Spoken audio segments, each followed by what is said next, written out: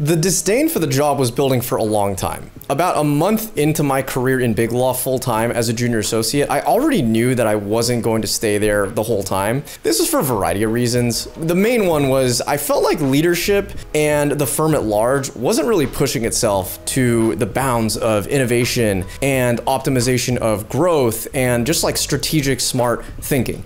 And this ranged from topics like the basic billing practices and the software the firm was using to the leadership style and how I felt that the senior partners were failing to adequately listen to the junior associates' wants and needs, which then resulted in a more inefficient system and worse attrition amongst the ranks of junior associates who didn't feel like they were part of something, but instead just being used as pawns in this pyramid scheme to make the partners rich. There were a lot of reasons the work didn't resonate with me. I enjoyed the transactional practice of law. I enjoyed the work itself. You know, the finance things were fun. I'm working with like some of the sexiest startup companies known to man at my old firm, Wilson Sonsini. But the demands of the job itself, those were not appealing. You know, waking up in a panic every morning to check emails to make sure that a client or a senior partner didn't need something like immediately done, all the way to working up until, you know, 11 p.m., 12 at night, having people ping you at 10 p.m. saying, hey, can you turn this real quick?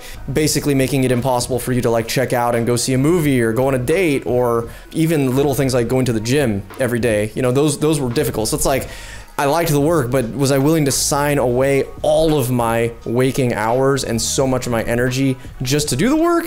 Not really. And when the pandemic hit, the frustrations as a junior associate just multiplied. All of the pressure and the stress remained, but the dehumanizing aspects of working in Big Law got even bigger because now there was virtually no time in the office seeing my fellow attorneys face to face, feeling like I'm part of a team. Instead, it felt like I was just an email address getting thrown tasks to do in a never-ending cascade of work, which, by the way, when you finished a deal, there wasn't a whole lot of pride or celebration around it. That was one of the big differences I felt in the working world versus the academic world. And I get that there's millions of differences. Obviously, like the academic world, you're free to explore ideas and you set your own schedule, and life is not as gloriful and beautiful as being a student. I'm not trying to say that it is, but I am trying to say that like after 3 weeks of grinding on an IPO relentlessly and giving like my heart and soul to this thing, once the company files the S1 and we finished, instead of having any sort of breather and celebration or feeling of accomplishment, everybody on the team just immediately turned back to their inbox and said, okay, time to catch up on all the work that I was neglecting for the last 3 weeks and get back to the grind.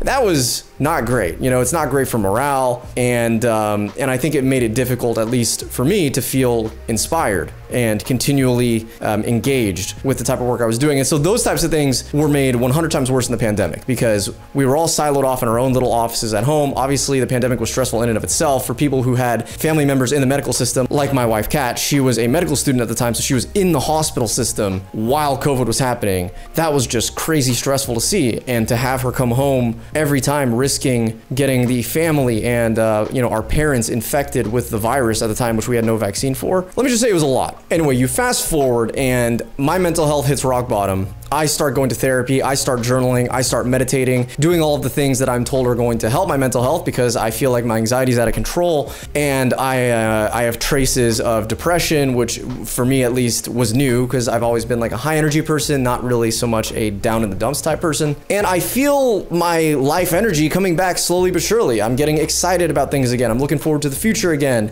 but none of that energy is coming from my job and my career. So in the little time that I did have outside of work, I started exploring different types of activities or even entrepreneurial endeavors just to see what would strike my fancy and what I enjoyed, and I found that I loved writing. So I start writing a lot just about various topics, from politics to pre-law mentorship to mental health. And there was this moment where I sat for like 30 minutes and I wrote this piece about the perspective that it takes to get into law school and like the most important pieces of an application that you should think about if you want to get into law school. Some of that content you see on this channel all the time. But at the time, nobody was seeing this. I was just writing it in my Google Drive just, you know, for fun. And I write this and then I turn around back to my work email and I see a work assignment that's on my desk. And for the next 45 minutes, being the good corporate lawyer that I am, I did a task that sometimes, unfortunately, corporate attorneys in Silicon Valley have to do, which is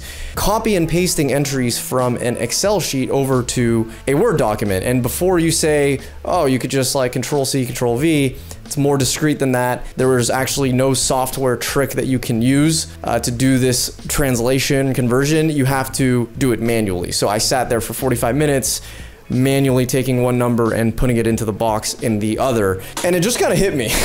Like, I'm spending this time doing something that is so fungible, that's making such a negligible impact on the world out there. Despite the fact that I have the power, and I just proved to myself that I had that power to make a real impact on people's lives out there by writing something as simple as like a pre-law mentorship article that I know can help kids out there who maybe don't have the privileges that I had, or who are looking for some guidance and mentorship but don't know where to start. And that impact is so much more inspiring and true and meaningful to me than the work that I was doing, which at the time, this assignment could not have been more well timed, because it was like the most meaningless and remedial and boring task that a big law attorney ever has to do. And you know, obviously this was coinciding with me taking mental health seriously for the first time. I had just started mental health medication. I was still doing the journaling and the therapy and all these other things. And in the crossroads of my life, it just seemed like a no-brainer at that moment. Why would I hold myself back by staying in this career, in this job that really just does not resonate with me and that's taken all of my energy? The reward of which is quite simply only financial. It's really just money. Personally, I don't really care about the clout of the resume boost of working at a big law firm. I don't even think it's that big of a deal.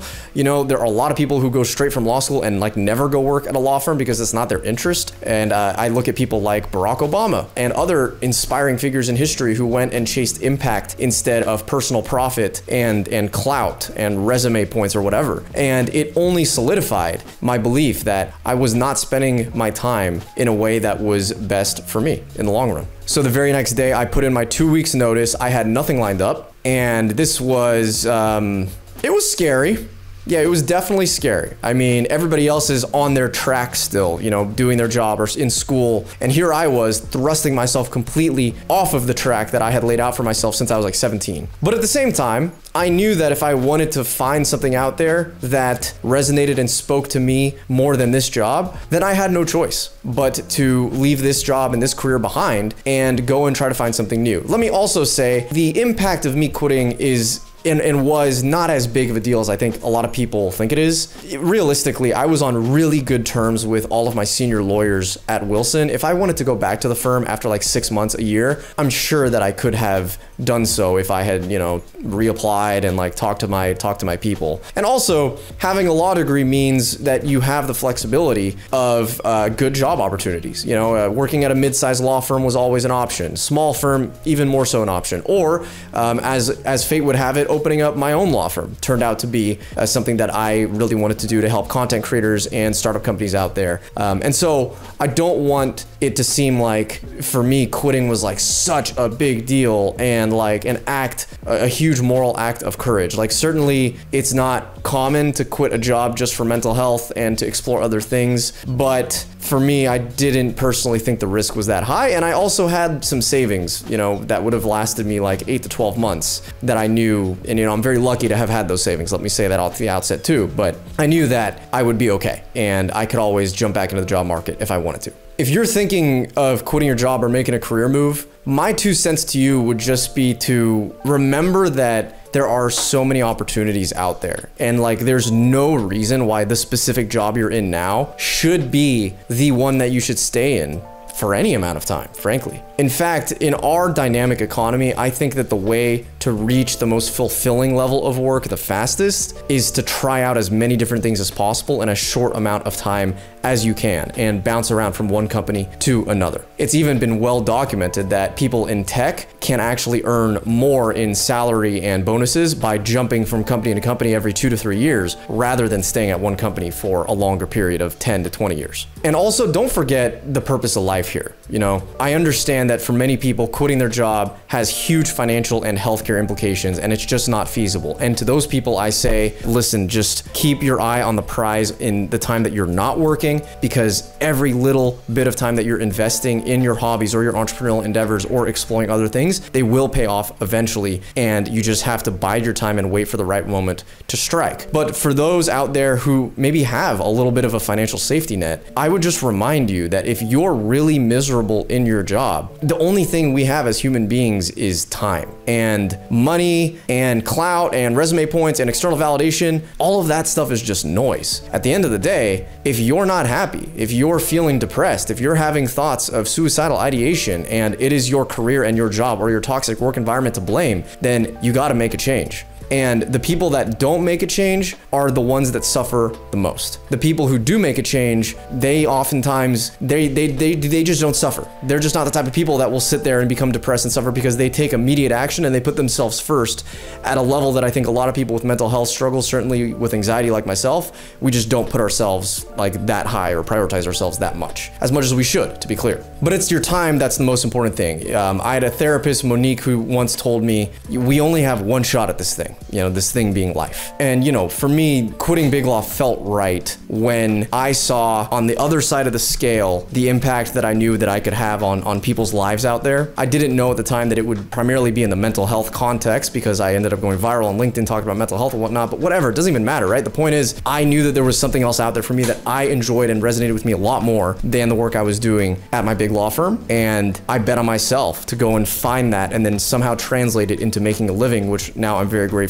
I've been able to do, at least at a minimum level. Whatever the calculus in your life or your situation is, don't ignore it and take action, because the longer you wait, the more those feelings are going to build and build and build. But the feelings are there for a reason, and there's nothing stopping you from going out and exploring something new and figuring out a way to make that work for your life. And the best part is, in some ways, is that you don't know where it's going to lead. And I know that can sound scary, but I think that's also why it's exciting and super fun, because being on a track that's predictable, where you can see until your death exactly what you're going to be doing, there's, I guess, some comfort in that, but it's also limited. And if you're not excited about it, then come on. What are we doing here? All right, everybody. Thank you as always for the love and support. If you've watched this long, every like, comment, and subscription really helps support the channel and produce the content that we're putting out here. So if you could leave one, that'd mean a lot. Take care, and best luck and wishes in all of your endeavors.